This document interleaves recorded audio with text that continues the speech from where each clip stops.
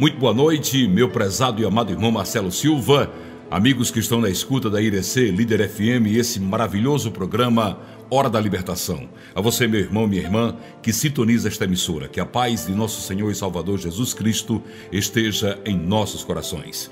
Na mensagem de hoje eu quero abordar dois assuntos narrados no livro de Atos, no Novo Testamento. Preste atenção para você entender o poder que tem quando você está orando. Quando você não está dormindo, quando você está vigiando, quando você está respondendo aos ataques do inimigo, louvando a Deus, glorificando a Deus, orando, falando com Deus. A sua oração é um diálogo íntimo entre eu e o Criador, entre você e Jesus. Quando você ora, você está falando com Deus.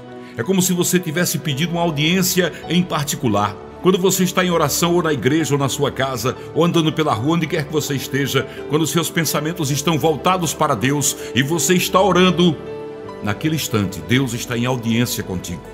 E como Deus gosta disso? Deus gosta tanto disso que ninguém orou mais do que Jesus Cristo. Está narrado no Novo Testamento as muitas vezes que Jesus se ausentou do meio da multidão, até do meio dos seus discípulos para orar. Ele gostava de ficar sozinho a sós com Deus. É por isso que ele diz: entra no teu quarto, fecha a tua porta e faz a tua oração. Faz o teu pedido a Deus, bata e a porta se abrirá. E tudo que pedires em meu nome vos será dado. Glória a Deus, aleluias. Fique ligado nessa mensagem. Fique atento, com os ouvidos bem abertos. Aquele que tem ouvido, ouça a voz de Deus nessa mensagem para lhe falar do poder que tem a tua oração. Vou começar aqui no livro de Atos, capítulo 12, a partir do versículo 1. Diz assim a poderosa palavra: Por aquele mesmo tempo, Herodes estendeu as mãos sobre alguns da igreja para os maltratar. Matou a espada Tiago, irmão de João. Vendo que isso agradava aos judeus, continuou mandando prender também a Pedro. Era então os dias dos pães ázimos, era dias de festa. E havendo prendido, o lançou na prisão, entregando-o a 4 grupos de 4 soldados, cada um para o guardarem, tencionando apresentá-lo ao povo depois da Páscoa. Pedro, pois, estava guardado na prisão, mas a igreja orava com insistência a Deus por ele. Preste atenção nessa passagem do versículo 5. Mas a igreja orava com insistência por ele. Aqui está dizendo que a igreja orava e não que Pedro também orava. Está entendendo? Vamos continuar, versículo 6. Ora, quando Herodes estava para apresentá-lo nesta mesma noite, estava Pedro dormindo. Olha só, estava Pedro dormindo. A igreja orava, Pedro não orava. E Pedro estava dormindo entre 2 soldados, acorrentado com 2 cadeias, e as sentinelas diante da porta guardavam a prisão. E eis que sobreveio um anjo do Senhor, e uma luz resplandeceu na prisão. E ele, tocando do lado de Pedro, o despertou, dizendo: levanta-te depressa. E caíram-lhe das mãos as cadeias. As correntes foram arrebentadas, caíram de suas mãos. Disse-lhes ainda o anjo: cinge-te, quer dizer, veste-se. Pedro já tinha tirado a roupa. Ele estava à vontade na prisão. Cinge-se, veste, calça as tuas sandálias. Também estava sem sandália. Estava todo folgado. Estou preso aqui, vou dormir, vou tirar a roupa, vou ficar à vontade. Provavelmente devia ser muito quente, né? Geralmente eram calabouços debaixo do chão. Disse-lhes mais: cobre-te com a tua capa e segue-me. Pedro, saindo, seguia, mesmo sem compreender que era real o que se fazia por intermédio daquele anjo, julgando que era uma visão. Pedro nem acreditou no milagre. Ele chegou a pensar que era uma visão. Nessa passagem bíblica aqui, podemos perceber 2 fatores. Primeiro, Pedro dormia, não estava completamente vestido, estava sem as sandálias e não acreditou no milagre que estava acontecendo, porque ele achou que era uma visão. Agora vamos aqui para Atos capítulo 16, a partir do versículo 25. Pela meia-noite, Paulo e Silas oravam e cantavam hinos a Deus, enquanto os presos os escutavam. De repente, houve um grande terremoto, que foram abalados os alicerces do cárcere, e logo se abriram todas as portas, e foram soltos todos os grilhões de todos os presos. Ora, o carcereiro, tendo acordado e vendo abertas as portas da prisão, tirou a espada e ia suicidar-se, supondo que os presos tivessem fugido. Mas Paulo bradou em alta voz, dizendo: não te faças nenhum mal, porque todos nós estamos aqui. Tendo ele pedido luz, saltou dentro e, trêmulo, se prostrou-se diante de Paulo e Silas, e tirando-os para fora, disse: senhores, que me é necessário fazer para me salvar? Responderam eles: crê no Senhor Jesus, e será salvo tu e tua casa. Eu quero só pegar esses 2 pontos para você entender a diferença de quem vigia e ora.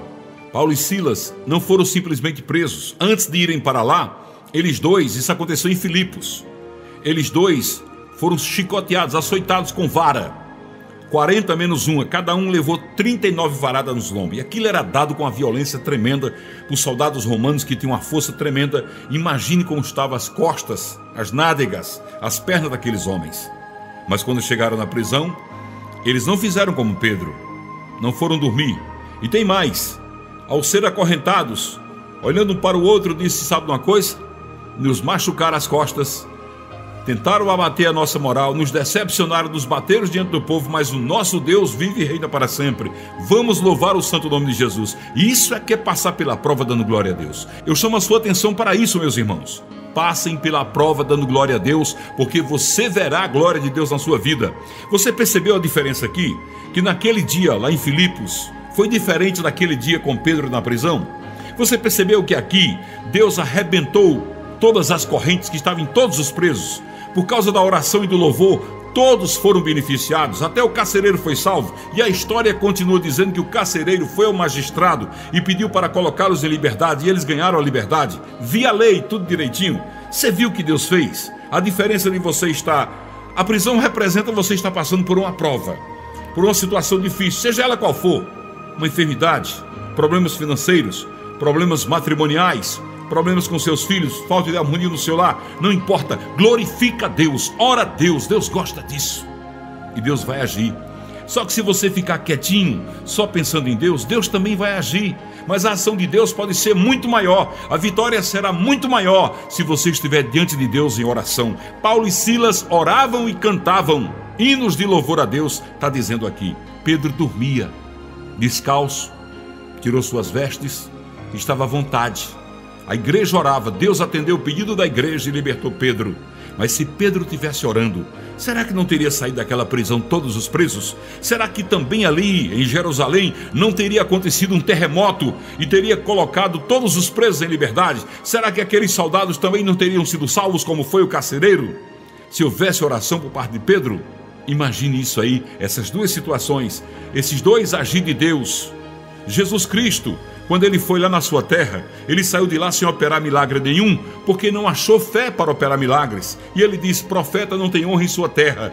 Mas quando ele chegou em Betânia, ele realizou o maior milagre depois da salvação, quando ele disse: Lázaro, sai para fora, após 4 dias de mortos. Mas você viu que Jesus orou antes? Ele olhou para os céus e disse: Pai, graças te dou, porque me ouviste mais uma vez. Ele orou antes para receber aquela grande vitória, aquele grande milagre de ressuscitar Lázaro. Não deixe a tua oração parar, não pare de orar diante das dificuldades, continue orando, continue louvando a Deus. Sabe por quê? Porque o seu Deus tem vitórias tremendas, nada é impossível para Ele. Ele pode fazer tudo o que você imaginar e muito mais do que você imagina, diz a Santa Palavra. Olha, eu não sei qual é o teu problema, você que está ouvindo esse programa, mas uma coisa eu sei: o nosso Deus é grande e poderoso para resolvê-lo, e seja de que tamanho for o teu problema.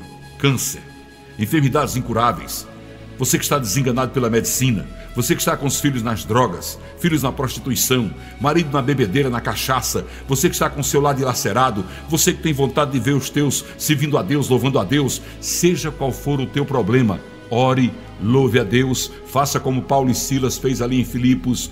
Passe pela prova dando glória a Deus, para receber a bênção de Deus, de um tamanho tão grande, que todos vão dizer: Deus é na sua vida. Você já imaginou o que o magistrado não disse? Quando aquele carcereiro chegou e contou para ele que tinha havido um terremoto, que todos os presos tinham sido soltos, e que aqueles homens não tinham fugido, e que ele mesmo tinha aceitado o Deus daqueles homens. É um tal de Jesus Cristo. Eu aceitei ele, como é bom servir a ele.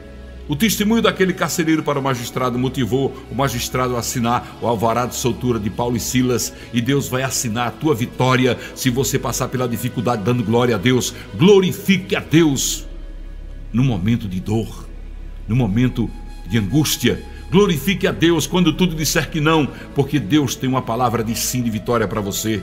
Para cada seta lançada pelo inimigo contra você, Deus tem uma determinação de vitória. Para cada desejo de derrota para a tua vida, Deus tem uma palavra de vitória para você. Receba essa palavra no seu coração. A palavra diz que Deus nos deu o seu Filho Jesus, e não nos dará muito mais com Ele? Claro, que nos dará muito mais. Fica com essa palavra no teu coração. Que Deus faça maravilhas na tua vida. Que Deus opere maravilhas na tua vida de uma forma poderosíssima para que todos vejam que Deus é contigo. Fica na paz. Fica com Jesus, porque por amor a você ele foi para a cruz. Irmão Marcelo, até amanhã, se Deus quiser. Fica na paz, meu irmão. Continue sendo este canal de bênção na vida do povo baiano. Que Deus te abençoe hoje e sempre.